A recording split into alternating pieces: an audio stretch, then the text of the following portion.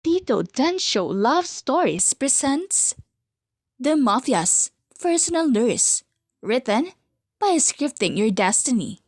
Isang mafia na si Jacob ay nagpabaril para mapunta sa ospital kung saan nagtatrabaho ang babaeng tinitipuhan niya na isang nurse roon na si Ira. Matupad kaya ang plano ni Jacob na paibigin ang dalaga? O kahit kailan ay hindi na niya mapalambot ang puso nitong kasing tigas ng bato?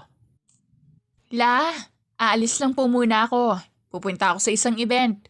Pagpaalam ni Ira sa lola niya. Sige, Apo. Mag-ingat ka, ha? Tumingin si Ira sa kaibigan niyang si Marta. Ikaw na ang bahala kay Lola. Pahabilin niya rito. Sa art exhibition lang ako. Sana may bumili ng painting ko ron. Kailangan ko talaga ng pera para mapacheck up na si Lola. Nang makarating si Ira sa art exhibition, ay inintroduce niya ang kanyang gawa. Congratulations! May bumili ng painting mo. Iyan ang narinig ni Ira na ipinagpasalamat niya. Pwede ko bang makita ang bumili ng painting ko? Balak ko rin po sanang ipakilala sa'yo pero sinabi ng bumili ay panatilihin na sikreto ang katauhan niya. Ayaw niya magpakilala sa kahit na sino. Pati nga ako, Ira. Hindi siya kilala. Naiintindihan ko po. Salamat po. Masayang umuwi si Ira sa bahay niya dahil nabili na ang painting niya sa art exhibition. Laki ng ngiti, ha? Salubong sa kanya ng kaibigan niya. Nakatulog na si Lola. Kakatulog lang. Sino ba namang hindi lalaki ang ngiti kung maganda nangyari sa akin ngayong araw? Masayang umikot si Ira. Alam mo bang agad na sold ang painting ko? Akala ko talaga maghihintay pa ako ng ilang araw bago may makakuha ng atensyon ng painting na yon. Hindi na pala kailangan kasi pagkatapos ko magpaliwanag, may bumili ka agad. Saktong-sakto ang perang pinigay sa akin para sa pa-check up ni Lola at para sa mga kamutan niya. Bumalik sa trabaho si Ira pagkatapos ng exhibition. Isa siyang nurse sa isang kilalang hospital sa Manila. Ewan ko sa'yo, Marta. Pagpapatigal ni Ira sa kaibigan niyang hindi siya tinigilan sa pang-aasar. Si Doc, ang gwapo nun. Pero, di mo pa rin siya sinasagot, Beshi. Ewan ko talaga sa'yo. Lagi ka na lang nang babastet. Kung ganyan lang ako kaganda, kagaya ng sa'yo, marami na siguro akong naging ex. Pangdadaldal ni Marta. Marta, alam mo naman kung ano ang focus ko ngayon. Wala pa akong time para sa mga love-love na yan. Kailangan ako ng lola ko ngayon. At hindi ko siya dapat iwan. Mahinahon na paliwanag ni Ira para naman maintindihan ng kaibigan niya ang ibig niyang sabihin. Nurse Ira, Nurse Marta, may emergency. Nagkatinginan si Ira at Marta bago tumakbo at bumalik sa trabaho. Nagkagulo at tatarantang lahat dahil sa isang lalaki na isinugod na puno ng dugo ang katawan. Nakapagpahinga lang silang lahat nang matapos ang operasyon nito. Imagine, ang daming tama ng bala ang katawan niya pero buhay pa rin siya. May tama siya sa braso, sa tiyan, sa hita, sa paa. Muntik na sa puso. Pero nakaligtas pa rin. Mahal siguro siya ng Diyos. Pagdadaldal ni Marta. Well, good to him na nakaligtas siya. Masaya ako para sa kanya. Nadugtungan ang buhay niya. Hindi ka ganyan sa lahat ng pasyente. Nakita mo ang tsura niya, no? Napailing na lamang si Ira. Grabe, Besh, ang gwapo niya. Mahal na mahal talaga siya ng Diyos. Sa dami ng lalaki nakita ko, siya yung umaangat sa lahat. Nakita ko lang siya parang tumaas ang standard ko. Imagine, Beshi ha, puno ng dugo ang katawan niya at sugat ang mukha niya pero hindi yun naging hadlang para mabawasan ang kanyang kagwapuhan. Puno ng paghanga ang mukha ni Marta. Kung emoji ka lang siguro, ikaw yung emoji na nag-heart-heart ng mata. Natawa si Marta sa biro ni Ira. Hindi na lang pinansin ni Ira ang paghanga ni Marta sa bagong dating na pasyente at nag-focus na lang siya sa pagbabantay ng mga ina-assign sa kanya. Bakit kaya tayo pinatawag? Pulong ni Marta kay Ira. Bigla na lang pinatawag ang lahat ng nurse dahil may pag-uusapan na importante na hindi alam ni Ira kung bakit nga ba talaga sila pinatawag lahat. Naalala niyo ang tinakbo rito sa ospital na puno ng dugo ang katawan? Yung pasyente na nasa critical na kondisyon dahil sa maraming tama ng baril sa katawan nito? Isa siya sa PIP dito sa ospital. And we need to treat him well. May i-assign akong isang nurse na magbabantay sa kanya. Isa lang ang hiningi nila dahil hindi raw gusto ni Sir Jacob ang maraming tao. Tiningnan silang lahat ng head. Jacob ang pangalan niya? At sana Lord ako na lang ang magbantay sa kanya. Pulong ni Marta at narinig yun ni Ira dahil magkatabi lang naman sila. Binigay ko sa kanila ang lahat ng profile ng mga nurse na nandito para sila na ang mamili. At saktong-sakto, si Nurse Ira ang nakuha nilang magbabantay kay Mr. Jacob. Huwag ka mag-alala dahil dodoblihin nila ang sweldo mo. Natigilan si Ira nang marinig ang pangalan niya. Oh my God! Ikaw napili na Beshi. Masayang sikaw ni Marta na makauwi na sila. Kung makatili ka naman para akong nanalo sa loto. Inirapan ni Ira si Marta para tumigil na ito. Nagsimula na si Ira sa pagbabantay kay Jacob at oras-oras siyang dumadalaw sa kwarto nito para i-check ang vital signs at kung gising na ba ito. Good morning, Mr. Jacob. Nandito na naman ako. Alam ko na iiratan na kayo sa boses ko pero sana makatulong ito para magising kayo. 2 buwan ka na pong tulog at 2 buwan na rin akong nagpapantay sa'yo. Gumising na po kayo kung naiiritan na kayo dahil sa kaingayan ko at pakisaway ko. Pagkausap ni Ira sa natutulog niyang pasyente. Ang ingay mo! Napatigil si Ira nang marinigan ang hihinang boses ng isang lalaki. Napatakbo palabas si Ira dahil nagising na rin sa wakas ang pasyente niya. Napangiti si Ira habang nakatingin sa pasyente niyang sa wakas ay gising na rin. Gising na siya, Bessie, grabe. Nang magsing siya, saka ko lang nakita ang blue eyes niya. Pasalo siyang gumapo dahil din na rin sa magaling na mga sugat niya sa mukha. Masayang salubong sa kanya ni Marta na mukhang umabot na rin sa kaibigan niya ang balita. Blue eyes? Hindi naman niyon napansin ni Ira. Ang akala niya ay green ang meron sa binata. Oo, nung una akala ko green siya, Beshi. Pero nang matitigan ko, blue pala siya. Ganda ng mixed color ng eyes niya. Nakakahanga. Pero kahit ganun, proud pa rin ako na sa black eyes ko. Proud pinay kaya to. Nag-flip hair si Marta na ikinatawan na lamang ni Ira. Ngayong nagising na ang pasyente mo. Napangiti si Ira nang pinatawag siya. Mukhang makakalis na rin sa pagkakataling niya roon sa pasyente niya. Ipagpapatuloy mo ang pagbabantay sa kanya hanggang sa tuluyan na talagang humilom ang sugat niya. Alam mo naman na dahil sa balang tumama sa hita niya, ay hindi mo na siya makakalakad dahil baka mabinat ito. Dahil 2 buwan siyang nakahiga sa bed, ay kailangan nating alamin kung malakas pa ba ang tuhod ng pasyente. Kaya, iaasa ko sa iyo ang trabahong ito, Nurse Ira. Isa ka sa pinakamagaling na nurse sa hospital na to. Siguro ay nakita nila ito kaya ikaw ang pinili nila magbantay kay Mr. Jacob. Nanlungo si Ira dahil sa narinig. Agad siyang nagpahinga sa bahay niya na makauwi siya. Hoy! Bakit ka nakabukmok dyan? Pumasok si Marta sa loob ng kwarto ni Ira at umupo sa kama ng dalaga. Kala ko, matatapos na ang kalbaryo ko sa pasyenteng si Mr. Jacob dahil gising na siya. Pero hindi pa pala tapos, Marta.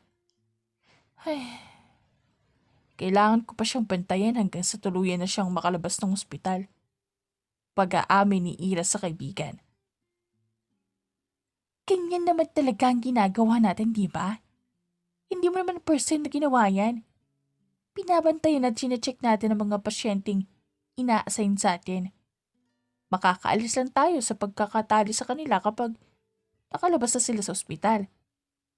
Ano pa nangyayari sa'yo at nagkakaganyan ka? Ngayon lang kitang narinig na nagreklamo sa trabaho mo. Alam ko kung gaano mo kamahal to. Mas mahal mo pa to sa buhay mo. Nalilito si Marta sa kinikilos ni Ira dahil ngayon lang niya nakitang nagkaganito ang kaibigan niya. Hindi naman ako nagrereklamo, Marta. Umupo si Ira at hinarap ang kaibigan niya. Ano ba itong ginagawa mo ngayon? Hindi ba nagrereklamo ka? Ano bang ikinatatakot mo sa pasyenteng hawak mo ngayon, Ira? Kasi kung tutuusin, maraming mga nurse na gustong-gustong palitan ka. Hindi lang dahil gwapo ang pasyente, kundi dahil na rin sa magandang sweldo ng mga ito sa'yo. Imagine, twice sa sweldo mo ang ibibigay sa'yo. Malaking tulong na rin yun para kay Lola. Napabuga ng hangin si Ira at tumango kay Marta. Dahil sa sinabi ni Marta, ay hindi na nagreklamo pa si Ira sa trabaho niya. Professional niyang hinaharap si Jacob, kaya may mga times na nakakainis na ang binata. Alam mo, may nakita akong baboy na lumilipad. Nakangiting sabi ni Jacob kay Ira. Hindi pa rin siguro nawawala ang effect ng anesthesia sa'yo. Napabuga ng hangin si Ira. Hindi ayos na ako. Ito pa.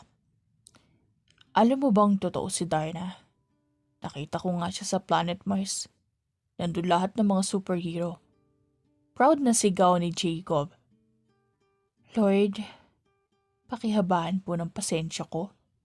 Baka mas lalo kong saktan ng taong to. Pagdadasal ni Ira. Kapag sinaktan mo ko, madadagdagan ang sugat ko. Mas tatagal akong mananatili rito. Sagot ni Jacob na mukhang narinig ang mahinang pagdadasal niya. Kaya nga pinipigilan kong sarili ko. Nagtitimping sabi ni Ira. Isang araw, kinamusta ng head si Ira. Gustong-gusto nang magmakaawa ni Ira na ibang pasyente na lang ang ibigay sa kanya. Pero baka imbes na ibang pasyente ay ibang hospital ang ibigay sa kanya nito. Mukhang hindi pa rin po nawawala ang effect ng anesthesia sa katawan ng pasyente, Dok. Update ni Ira sa head. Kamunot ang noo ni Ira nang marinig niya ang mahinang pagtawa ng head. Bakit po kayo tumatawa, Dok? Pasensya ka na, Nurse Ira. Pero pinagtitripan ka lang ni Mr. Jacob. Nababagot na raw kasi siya sa ospital at dahil ikaw lang naman ang lagi nakikita niya, ikaw na ang pinagtiripan niya. Ramdam ni Ira ang inis dahil sa narinig mula sa head. Inis na tinungo ni Ira ang kwarto kung nasaan si Jacob.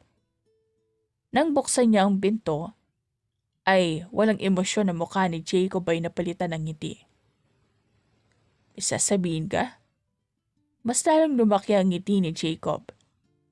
Parang umurong bigla ang dila ni Ira at hindi na pinansin pa si Jacob. Parang bigla niyang kinalimutan ang mga sasabihin niya rito. Oh, bakit naman nakasalubong ang kilay ng apo ko?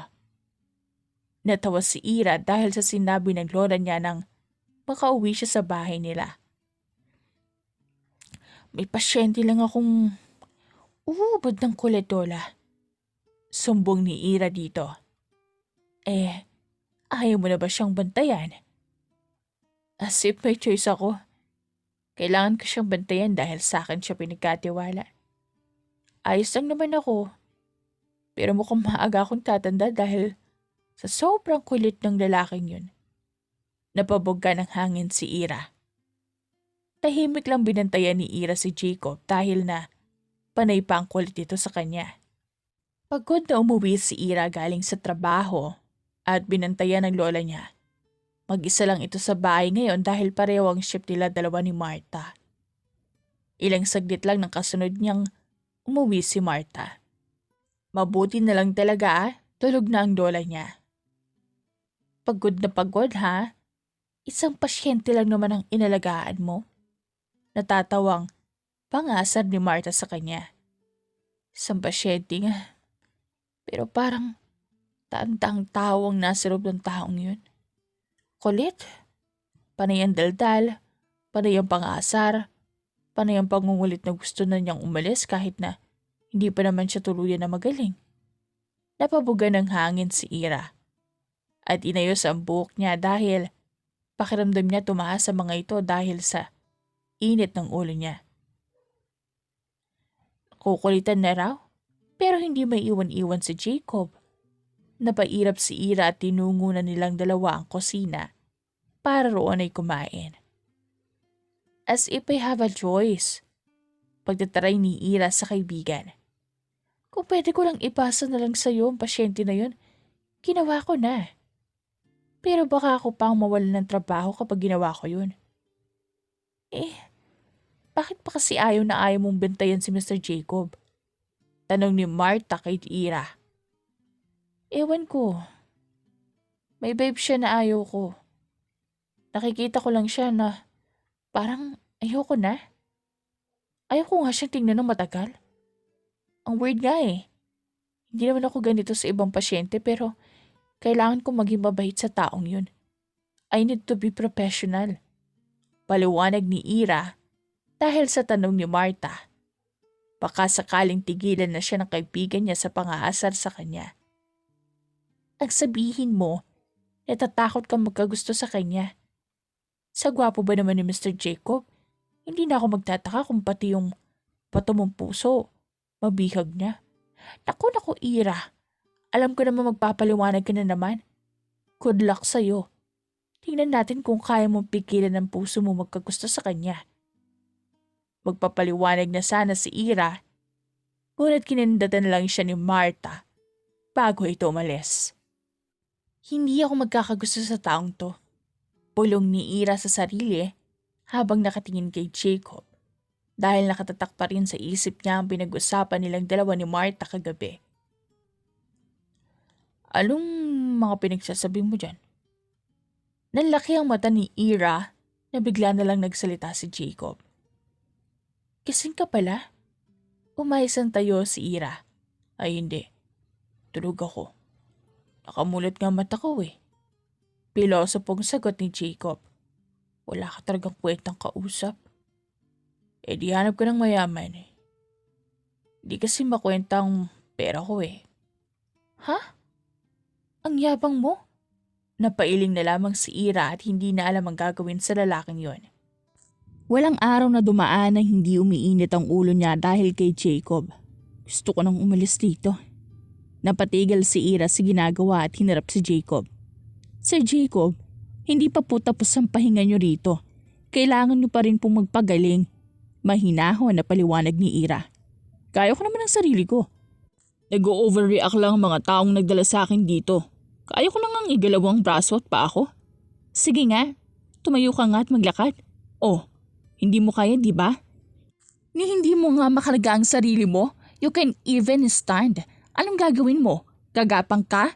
Napanguso si Jacob dahil sa mga sermon ni Ira.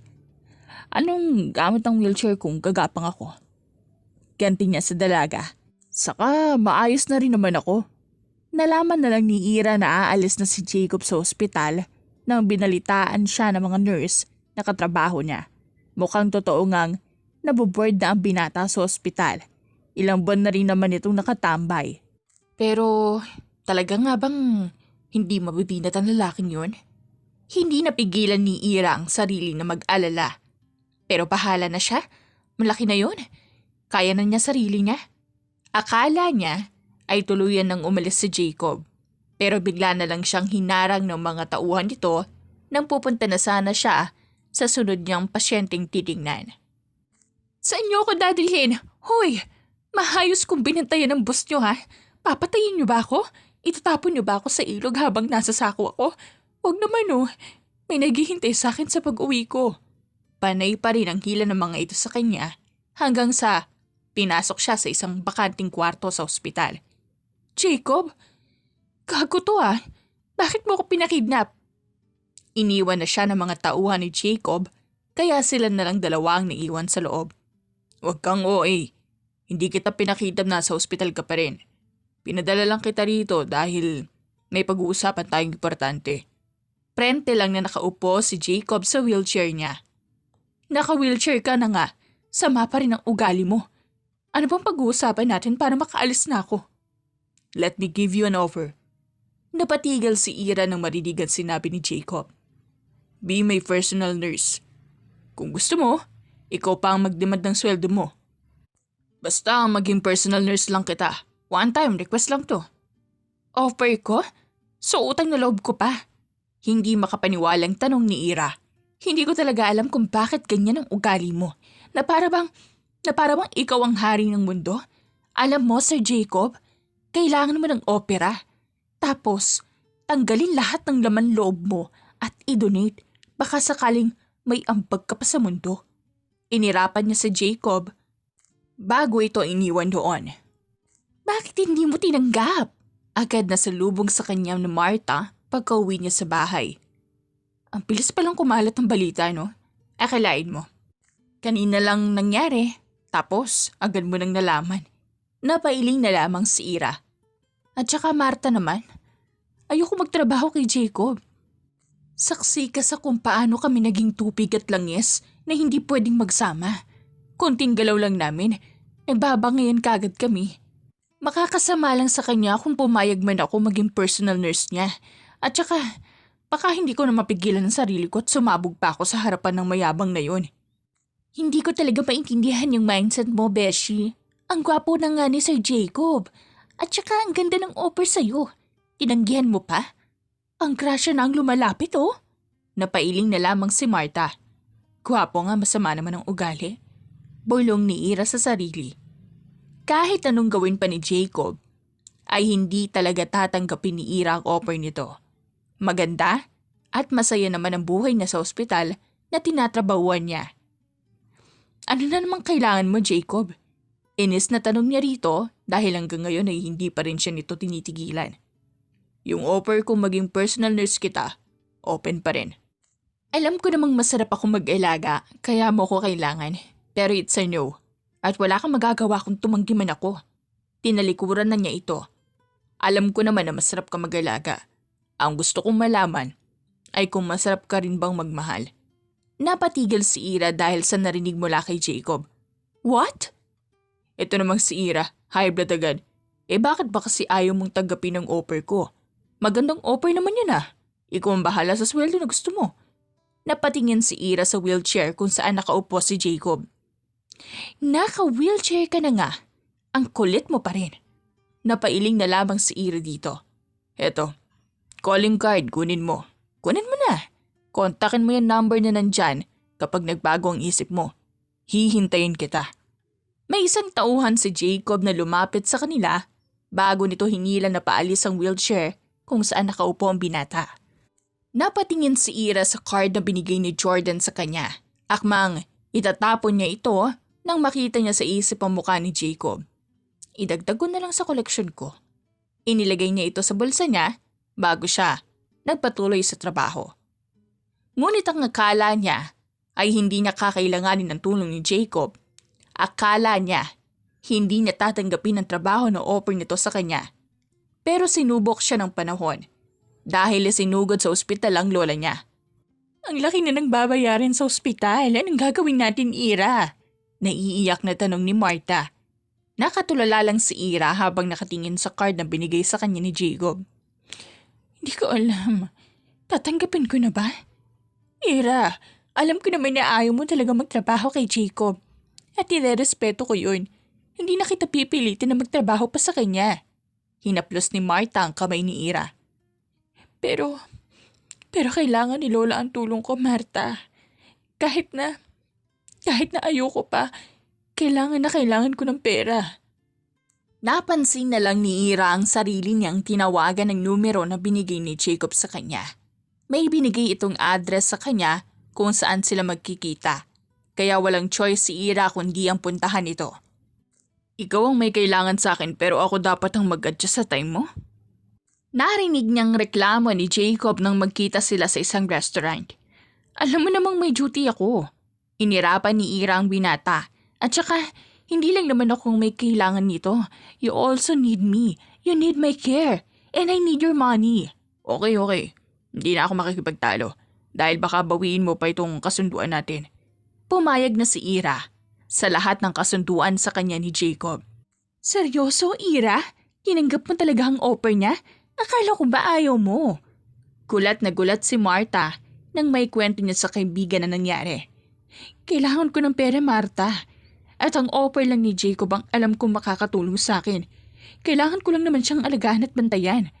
Papahabain ko na lang ang pasensya ko sa taong to. Para tumagal ako sa trabaho. Kailangan ng lola ko to. Iyan nga ang kailangan gawin ni Ira dahil malaki na ang babayarin niya sa ospital. Nang magsimula na ang trabaho niya ay may sumundo sa kanyang van para ihatid siya sa bahay ni Jacob. Bahay na to? Gulat na tanong ni Ira sa pagbukas ng pinto ng sasakyan para makalabas siya. Ang laki! Ganon kayaman ang mayabang na yun? Maraming mga lalaking nakaitim ang nasa paligid. Ang weird! Ang daming bodyguard naman ni Jacob. Wala bang babae sa bahay na to? Ako lang yata. You're here. Nakaupo si Jacob sa wheelchair niya habang nasa gitna ng nakabukas na malaking pinto. Kaharian mo to, no? Nilibot ni Ira ang tingin sa loob ng bahay na makapasok silang dalawa. Hindi pa to ang kaharian ko. May trono ako roon at mahalagang posisyon. Mayabang nang ngumiti si Jacob. Oo na. Ikaw na ang hari. So magsisimula na ba ako ngayon? Kasali sa rule natin na bawal kang magtungo sa underground floor. At sana to pa rin mo to. Huwag na huwag kang pumunta roon. Paalala ulit ni Jacob. Kahit na nasabi na nito sa kasunduan nila. Oo na, paulit-ulit tayo eh. Ihahatid mo na kita sa kwarto mo. Nauna na si Jacob para ipakita kay Ira ang magiging kwarto nito. Saglit, wala tayong pinag-uusapan na rito ako mananatili, Jacob. Kailangan kong umuwi sa bahay dahil may inaalagaan din ako. Kailangan din ako ng lola ko. Kailangan din kita. Napatigil si Ira sa narinig mula kay Jacob. Wala nang nagawa pa si Ira kundi ang manatili sa bahay ni Jacob. Bakit ka nanatili dyan? Dahil ba talaga sa naisip mo si Lola? O dahil sa sinabi niyang kailangan ka rin niya? Ira, lumalambot ka na. Nasaan ba ang motto mong trabaho lang at walang landian? Pangasar sa kanya ni Marta nang tawagan niya ito para malaman ng kaibigan niya kung bakit hindi siya umuuwi. Ano ba yung pinagsasabi mo, Marta? Seryoso ako nagtatrabaho rito tapos bibigyan mo ng mali siya? At saka Marta, totoo naman kasing nasa isip ko si Lola. Lalo na mga babayaran sa ospital. Sagot niya kay Marta. Okay, kunwari wala akong nararamdamang love is in the air. Dahil sabi ng maganda kong kaibigan na si Ira na trabaho lang at walang gandian. So good luck. Sana maging malunod ka sa pagmamahal ni Jacob. Sana makuha mo na ang pera para mapagamot si Lola. Babush! Hindi na alam ni Ira kung anong gagawin sa kaibigan niyang sarap ilunod sa dagat. Nagsimula na ang trabaho niya at seryoso niyang binantayan si Jacob. Papatunayan ko kay Marta na hindi mahuhulog ang loob ko kay Jacob. Tingnan lang natin. Ira! Agad pinuntahan ni Ira si Jacob na nasa kwarto nito dahil sa tinawag siya ng binata. Tinulungan niya ito sa pagtayo at pinaupo sa wheelchair nito. Ilang days ka na rito pero ang tahimik mo. Hindi naman halatang napilitan ka lang magtrabaho sa akin. Ewan ko talaga sa iyo, Sir Jacob. Bakit ka nag-hire ng nurse kung pwede namang pamilya mo na lang mag-alaga sa'yo? Sumakay na sila sa elevator at pinindot ang first floor bago sila inihinto roon. Dumiretso sila sa kusina, saktong tapos na rin siya sa pagluto. Patay na ang father ko. Bata pa lang ako nang iwan ako ng mother ko kay dad. May natitira pa naman akong pamilya. Pero nakakahiyang magpabantay sa lolo ko. Right, Ira? I know na alam mo ang feeling na huwag maging pabigat sa grandparents mo. Dahil na rin sa matatanda na sila. Napatigal si Ira dahil sa narinig mula kay Jacob. Hindi niya alam na may lolo ito, pero hindi naman sila close para malaman niya. Kaya nagulat siya nang magkwento ito sa kanya. Nanatiling tahimik si Ira at hindi na nagsalita pa. Baka may masabi na naman siya na magpapalampas sa linya. Mag-asawa ka na kaya para may magbantay sa'yo? Kainis ka bantayan? Mas magaling ka pa sa nag-aalaga sa'yo. Pinunasan ni Ira ang kamay ni Jacob dahil nadumihan na naman ito.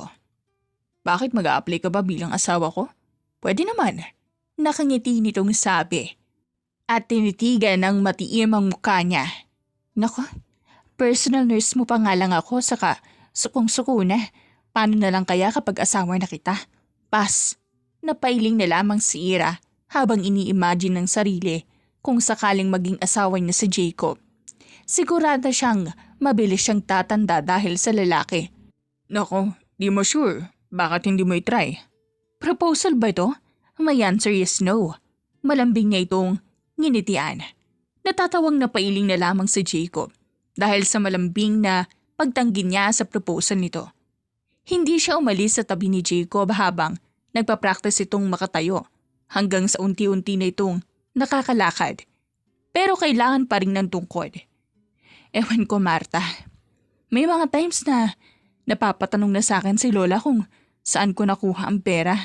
Ayoko namang sabihin na nagtatrabaho ko bilang personal nurse ni Jacob. Nakatingin lamang si Ira sa lola niyang natutulog. Ako na bahala kay Lola. Kumusta ka naman sa trabaho mo? Hindi na ba pabigat? Pangaasar ni Marta sa kanya at natawa na lamang ito ng inirapan niyang kaibigan. Hindi pa rin nagbabago, makulit pa rin. Muntik na nga mahulog ng hagdan dahil nagpabida ang gago. Gusto pa yatang humaba ang pagbabantay ko sa kanya. Pero salamat naman sa Diyos at nakakalakad na rin siya. At dahil sa pagtatrabaho ko sa kanya, napakalaki na ng naipon ko sa bangko. Napangiti niya lamang si Ira dahil sa pera niyang nasa bangko. Hindi pa rin tumigil si Ira sa pagbabantay kay Jacob hanggang sa tuluyan na ngang gumaling si Jacob. So, off na ang contract natin. Napanguso si Jacob dahil sa sinabi niya. Atat na atat ka talaga makaalis sa kontrata, no? Hindi pa ako magaling. Giit nito. Nako, bakit? Mapapahulog ka sa hagdan para mas humaba ang kontrata? Alam mo, Jacob, suggestion ko lang ha. Magtrabaho ka na para sa future family mo. Umalis na siya sa bahay nito at nanatili sa ospital.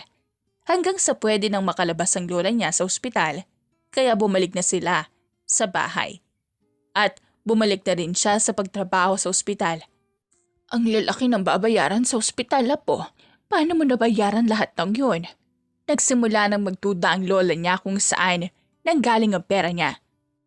Nagdoble kayod lang, Lola. Huwag niyo na pong alalahanin ng mga gastos. Ang mahalaga, nakalabas ka na po roon at tsaka successful ang operasyon niyo.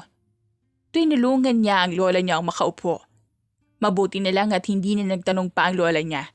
Kinagabihan ay nakatulog na ito. Matutulog na rin sana si Ira nang bigla siyang nakarinig ng pagkatok. Jacob! Tumambad sa kanya si Jacob pagkabukas niya ng pinto. Ang tahimik ng bahay ko. Dito muna ako. Nagpaklik pa ito sa kanya para pumayag siya. Hindi. Isasara na sana ni Ira ang pinto nang hinarang ni Jacob ang paa nito para hindi niya tuluyang masara ang pinto. Sige na. Hindi ako makatulog sa bahay. Walang tigil na pangungulit ni Jacob. Apo, sino yan? Nanlaki ang mata ni Ira nang marinig ang boses ng lola niya. Sino ka? Huli na ang lahat dahil nakita na ng lola niya si Jacob na malaki ang ngiting nakaharap sa lola ni Ira. Ako po si Jacob. Masigla ang pagpapakilala nito. Ikaw siguro ang nobyo ng apo ko. Lola, sino namang may sabi sa'yong may nobyo ako? Lagot talaga si Marta sa kanya kapag nalaman niyang ito na naman ang nagkalat ng mga kung ano-anong kwento sa lola niya. Papasukin mo ang nobyo mo, Ira. Bakit nasa labas pa rin yan? Sinamaan ng tingin ni Ira si Jacob, pero wala rin siyang nagawa kundi ang papasukin ito. Masaya at prenteng nakaupo si Jacob sa mahabang sopa, habang nakaupo naman ang lola niya sa single sopa, nakaharap si Jacob. Hinilan naman siya ni Jacob patabi sa kanya, kaya palihim niyang pinalo ang hita nito dahil sa ginawa ng binata. Mahal mo naman ang apo ko, diba? At hindi mo naman siya sasaktan. Lola, hindi ko nga siya.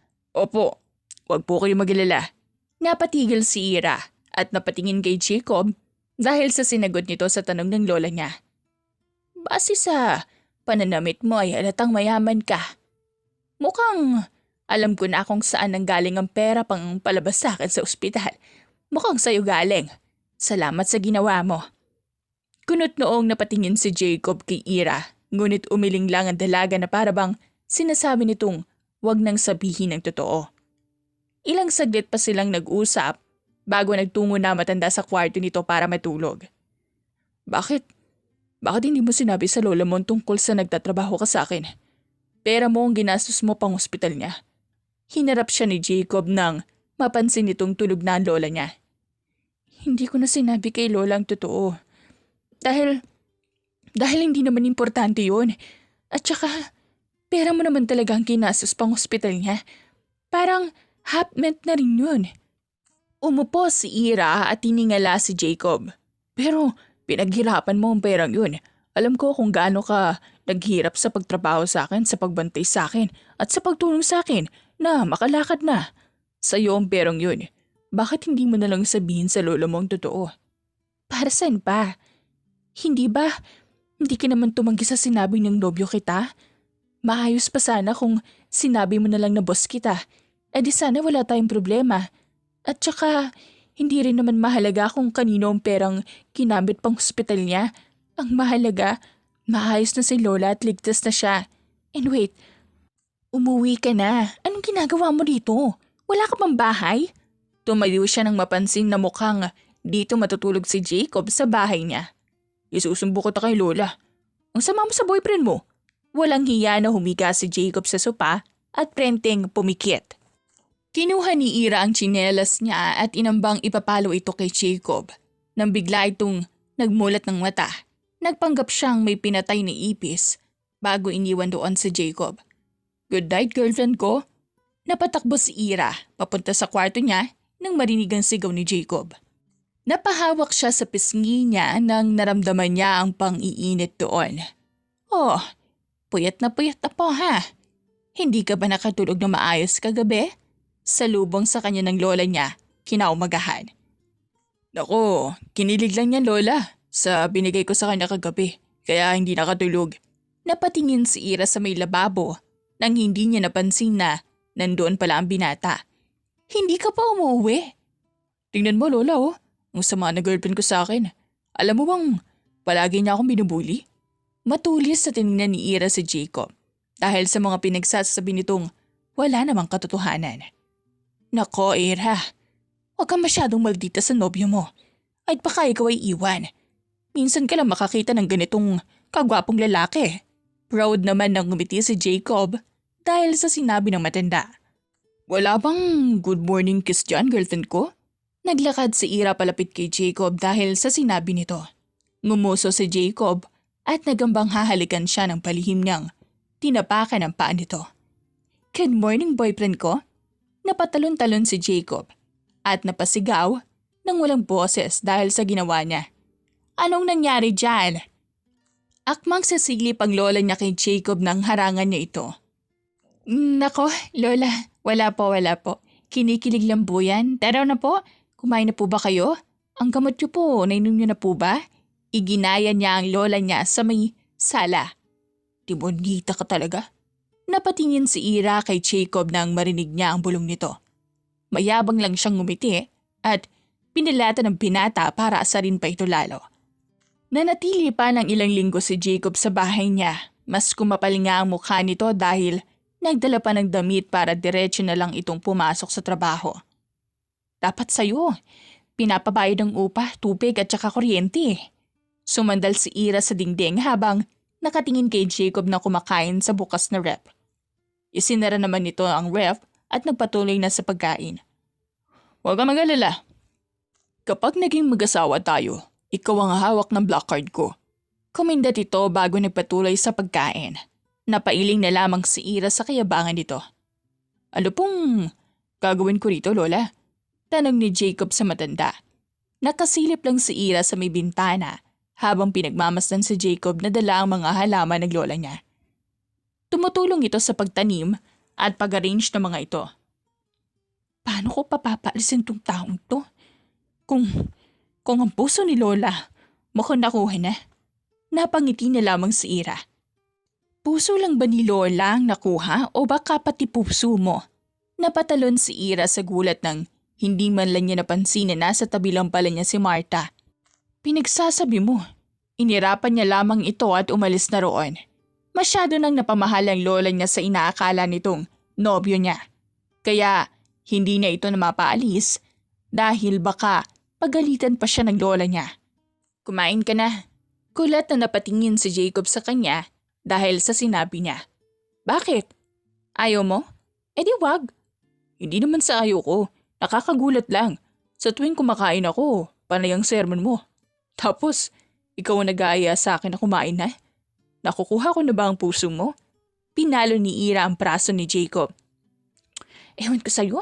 Kumain ka na lang bago pa magbagong isip ko. Iniwan na niya ito roon at naghanda na para pumasok. Yan na yata ang everyday routine nilang dalawa. Hindi pa rin nawawala ang pagiging maldita niya rito. Pero medyo bumabait na siya dahil mabait naman ito sa lola niya. Napapansin ko na ang madalas na pagngiti mo kay Jacob ha? Dapat na ba akong maghanda na? Saluhin ka? Baka sakaling di ka niya masalo. Siniko siya ni Marta at inasar. Sino ba naman ang hindi ngingiti kung ang isang tao na ayaw mo ay magalang at mabait ang trato sa lola mo? Alam mo naman na lumalambot ako sa tuwing sincere silang naging mabait sa lola ko. Alam ko naman na hindi lang ako ang nakakapansin na nagiging close na silang dalawa. Pinagmasdan ni Ira si Jacob na nakikipagtsikahan sa lola niya. Masaya nagkukwentuhan at nagtatawanan ng dalawa. Naghanda ng merienda si Ira at inihatid sa dalawang taong nagtatawanan sa labas. Ang sweet naman ng girlfriend ko, may pasnak pa. Napalanok si Ira at ramdam ang pamumula ng mukha dahil sa pagtawag ni Jacob sa kanya na girlfriend nito. Bakit ba nagkakaganito ang reaksyon niya? Hindi ba dapat ay mainis o mandiri siya katulad ng reaksyon niya dati? Nang gumabi na, ay sabay na silang tatlo sa pagkain. Nang matapos sila, ay nagtungo sila sa sala para manood ng teleserye. Nga pala Ira, aalis ako dahil may importante akong gagawin. Hindi ko alam kung kailan ako makakabalik pero uwi ako sa'yo. Tumingin si Ira sa lola niya dahil alam niyang narinig ito ang sinabi ni Jacob. Ramdam niya ang pang-iinit ng pisngi ng may pangaasar ng ngiti na nakaukit sa labi ng lola niya. Sige, mag-iingat ka. Tumango si Jacob sa sinabi niya. Inihatid na niya ito sa labas dahil aalis na ito bago siya bumalik sa loob. In love po ha? Pangaasar sa kanya ng lola niya nang makaupo siya sa tabi nito. Sinasabi mong in love, Lola? Hindi kaya? Hindi raw. Pero simpleng pag-care at pagbanat lang ng nobyo ay namumula na. Hinawakan ni Ira ang magkabilang pisngi niya. Hindi naman niya alam na visible pala ang pamumula ng mukha niya. Masaya ako para sa'yo.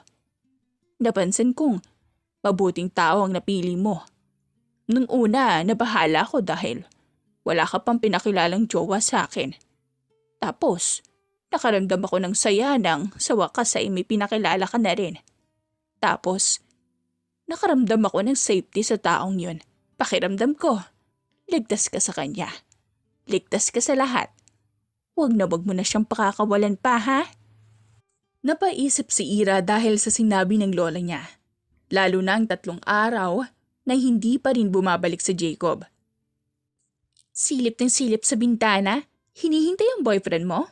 Umayos ng upo si Ira dahil sa pang-asar sa kanya ni Martha. Pinagsasabi mo dyan. Tumigil ka nga. Alam mo naman kung ano kami talaga ni Jacob. Hindi ko yung boyfriend. Bakit may naririnig akong pait sa boses mo nang sinabi mong hindi mo siya boyfriend? You mean, umaasa ka na magiging kayo talaga? Alam mo, Ira, na kahit magsinungaling ka pa sa lahat ng tao, hindi mo ako maliloko. Kambal ang pusod nating dalawa, kaya wala kang may tatagong sikreto sa atin. Napabuntong hininga si Ira sa sinabi ng kaibigan niya. Hindi ako sure sa nararamdaman ko, Martha. Alam mo naman na never pa akong ni-in-love. Kinakabahan ako na, paano kung hindi naman talaga love to? Paano kapag umaasa lang siya, di ba? Natatakot akong makasakit ng tao. Kahit anong iwas natin, my beautiful friend, hindi natin maiiwasan na makasakit tayo ng tao. At saka, bakit hindi mo itry, di ba? Tumatak sa isip niya ang sinabi ni Martha kung bakit hindi niya itry. Na makauwi si Jacob, ay sinigurado niya muna kung totoo ba talaga itong nararamdaman niya. Kung gusto niya ba talaga ang binata o hindi. Pero sa kunting mga bagay na gawin nito sa kanya, ay napapasaya siya nito. Kahit na minsan ay naiinis siya, ay natatawa na lamang siya imbes na sermonan ng binata. Yun pa lang ay sigurado na siya sa nararamdaman niya. Gusto na yata kita. Wala sa sariling pag-amin ni Ira. Napatigil si Jacob. Parang pati paghinga ay nakalimutan niya.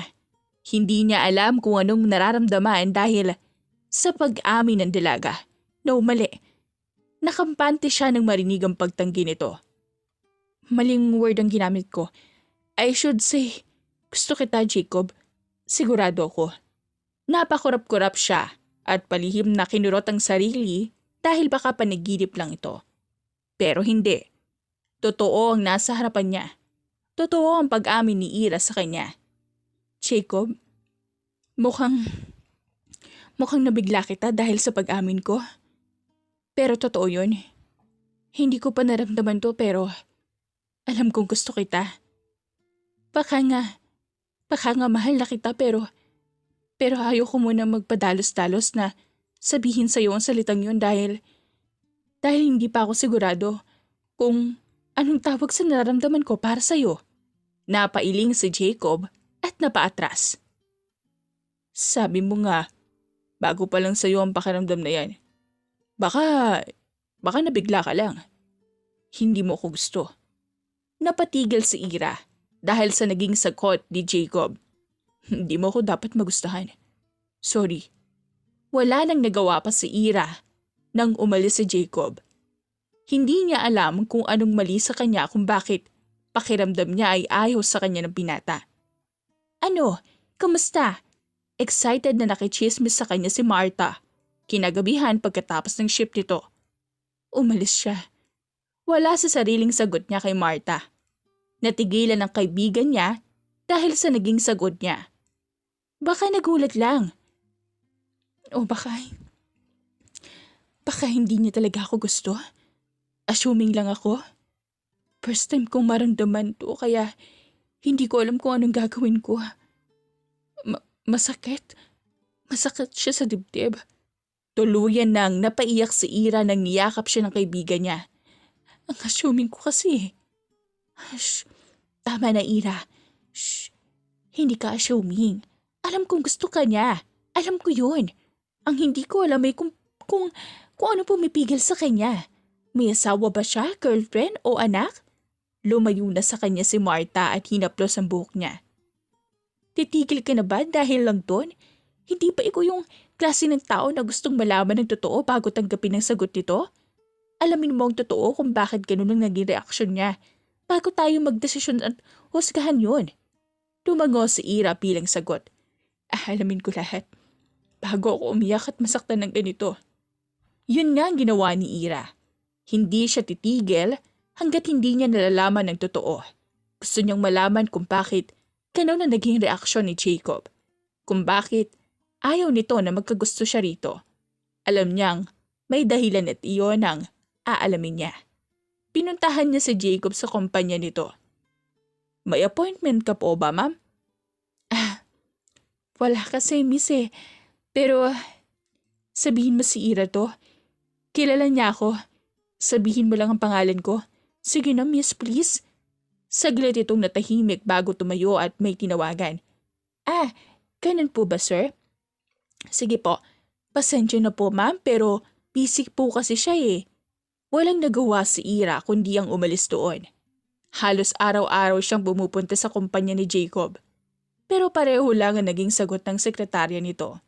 Ang busy si Jacob. Paano ka nga makakausap ay iniiwasan ako? Pabagsak siyang umupo sa sopa dahil sa pagod. Alam mo naman bahay na, di ba? Sigurado ako doon. Hindi ka na maiiwasan. Yan nga ang ginawa ni Ira kinabukasan.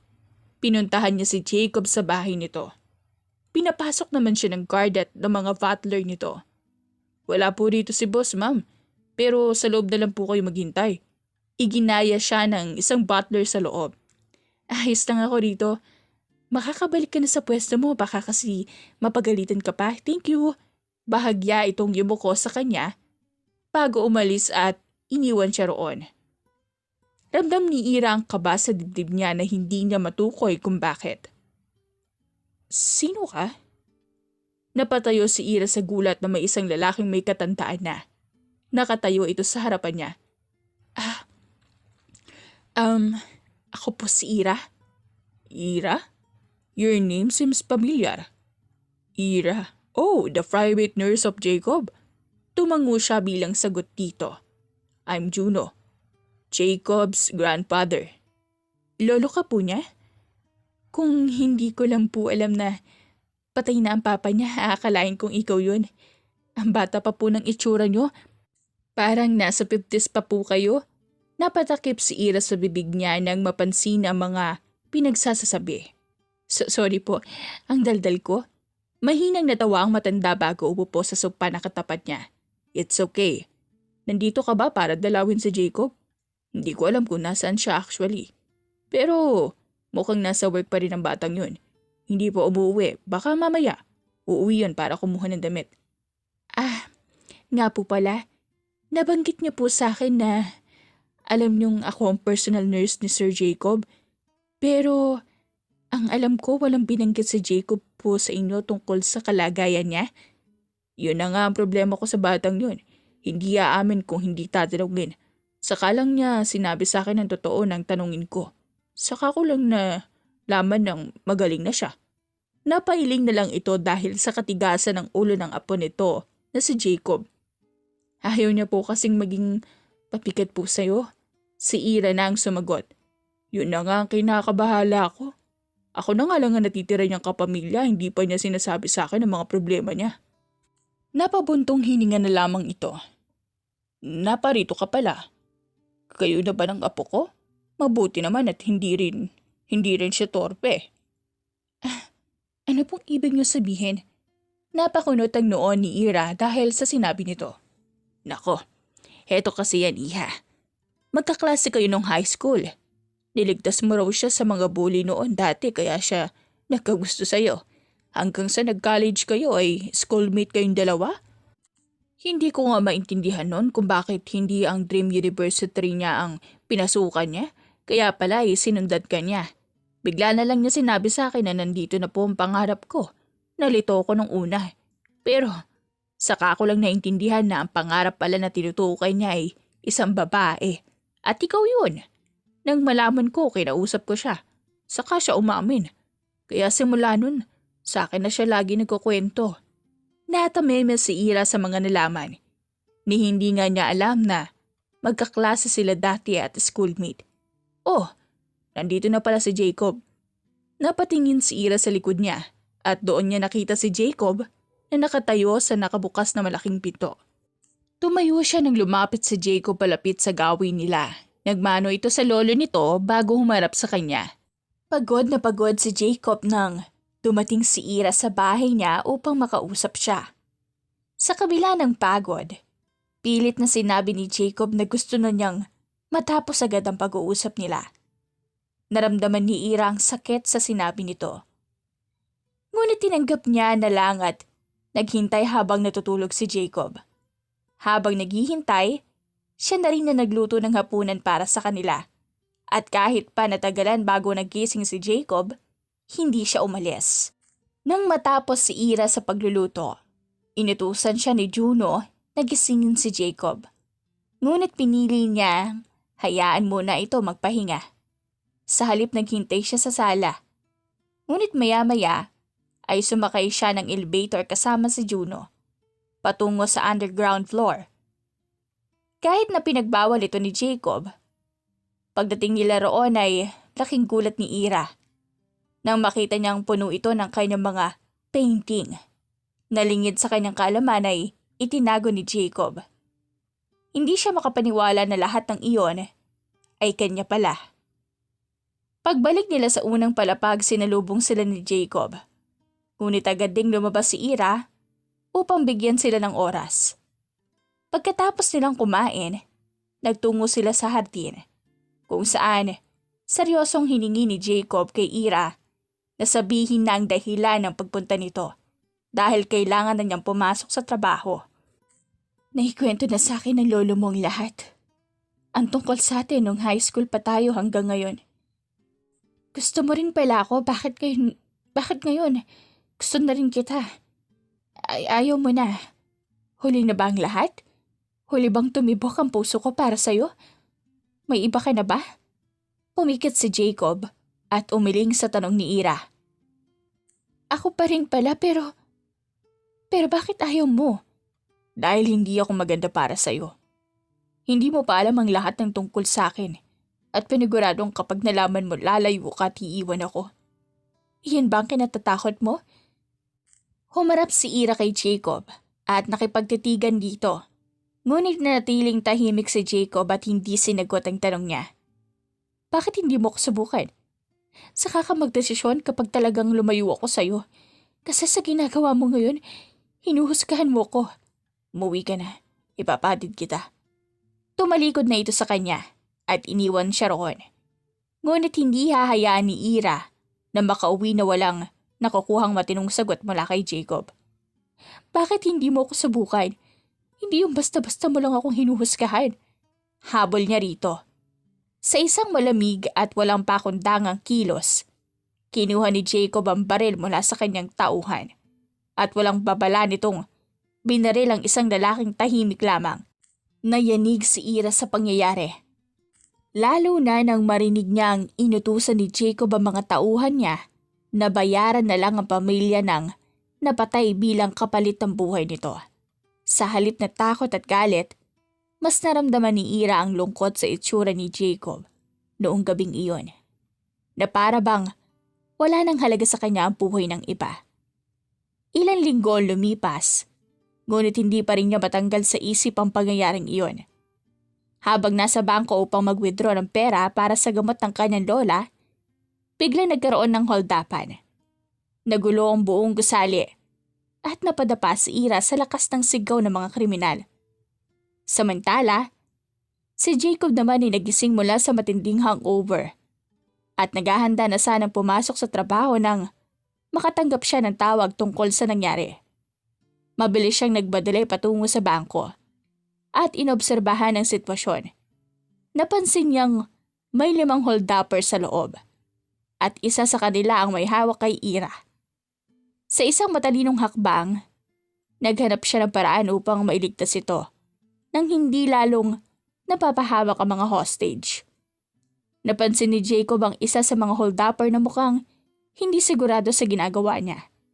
Sa pamamagitan ng mabilisang pagsisiyasat, nakuha niya ang impormasyon tungkol sa lalaki at tinawagan ito. Sa isang taktikal na pag-uusap, tinakot niya ito gamit ang laser sight at inalok ng pera kapalit ng pagsunod sa kanyang plano. Protektahan si Ira sa anumang mangyayari. Kahit nag-aalangan, pumayag ang lalaki. Ngayon, nakatuon na si Jacob sa kanyang susunod na hakbang. Iligtas si Ira nang walang kahirap-hirap at walang masasaktan pa sa proseso. Mabilis na tinarget ni Jacob ang huling holdupper bago ito makaputok kay Ira. Ngunit huli na ang lahat. Tinamaan na siya ng bala. Nagmadali si Jacob at dinala siya sa ospital. Hindi inalis ang sisi sa sarili. Habang hinihintay ang resulta ng operasyon, dumating ang lalaking tumulong sa kanya sa loob ng bangko. Nakasakay sa wheelchair. Ikaw yung katawagan ko. Pasensya ka na. Hindi ko napigilan, hindi ko siya nailigtas. Paghingi ng tawad niya kay Jacob. Ngunit pinawi nito ang kanyang takot at sinabing wala siyang kasalanan. Sa kabila nito, hindi na paniwala si Jacob. Mali siya. Dahil kasalanan ko nangyari. Walang kwenta ang pagiging mafia ko. Bulong niya habang hinahaplos ang buhok ni Ira. Ilang araw siyang nanatili sa tabi ng dalaga. Hanggang sa magising ito. Sa isang nakakailang sandali, muntik nang mahalikan ni Jacob si Ira. Ngunit agad siyang dumiskarte. May dumi sa noo mo? Tapos, yung labi mo malinis, ang cool. Sagot ni Jacob. Pinipilit tumawa kahit nang hihina pa. Pilit ding itinanggi ni Jacob na inalagaan niya ito. Total buhay ka pa naman, alis na ako. Sabi niya, ngunit hindi siya hinayaan ni Ira na basta na lang umalis. Iiwas ka pa rin ba? Do you think ahalis ako at iiwan kita dahil lang nakita kitang may pinatay? Tinanggap ni Ira ang madilim na mundo ni Jacob. Ngunit pinapaalala sa kanya na may mas mahalaga pa. Hindi na itago ni Jacob ang emosyon sa sinabi ni Ira. Ay mamapya.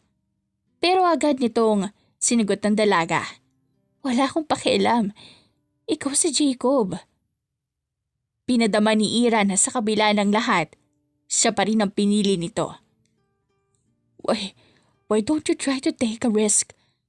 Be with me. Kung posible man, be with me forever.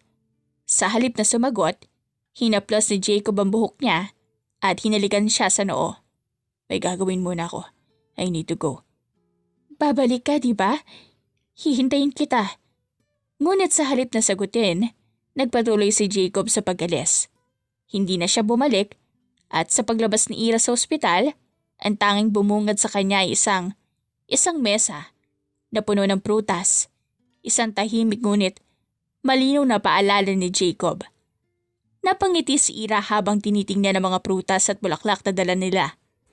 Yung mga nurse na kasamahan natin na nagbigay niyan, puro get well soon na mga mensahe.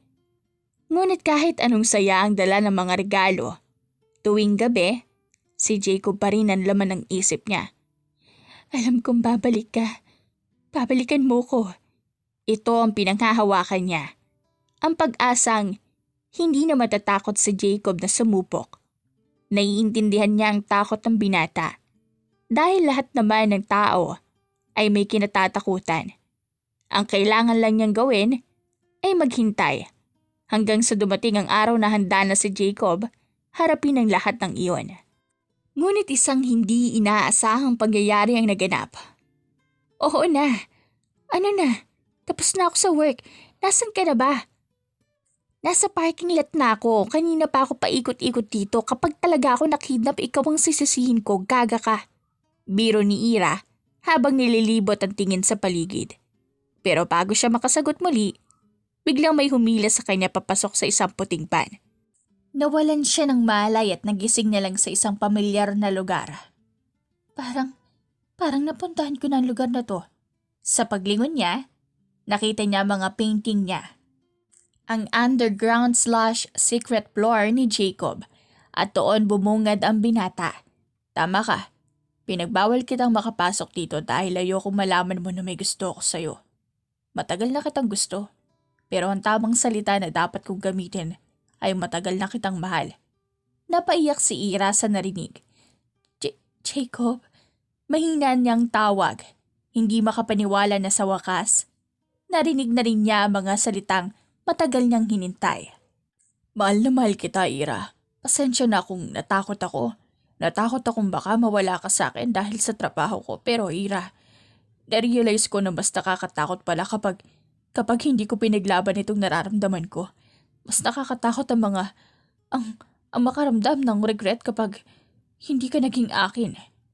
Lumapit si Jacob kay Ira at dahan-dahan na lumuhod. Alam kong hindi naging tayo. Pero mas gusto kong maging asawa kita agad. Hindi ako nagmamadali pero huwag kang mag-alala.